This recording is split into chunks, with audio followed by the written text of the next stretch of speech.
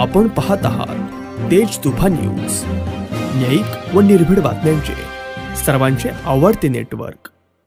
श्रमिक Ramdas cooperative credit society Mumbai यांच्या वतीने सालाबाद प्रमाणे व कार्तिकी एकादशी दिंडी सोहळ्याच्या निमित्त व श्रमिक रामदास कोऑपरेटिव्ह क्रेडिट सोसायटीच्या 20व्या वर्धापन दिनाच्या निमित्त शुक्रवारी सायंकाळी महाराष्ट्र राज्यातील नामवंत वारकरी संप्रदायाचे हबप निवृत्ती महाराज देशमुख इंदौरीकर यांचे हरिकीर्तन संपन्न झाले।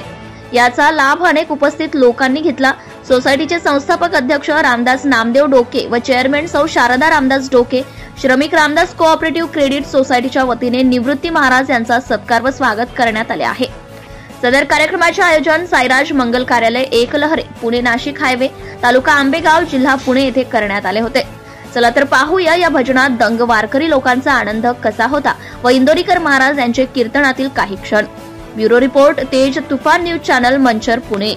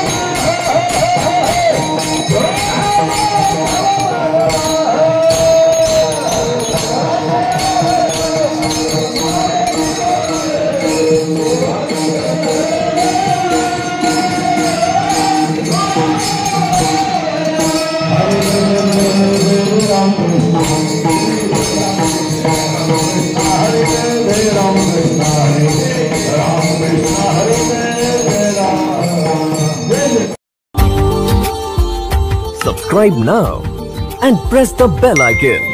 Never miss an update.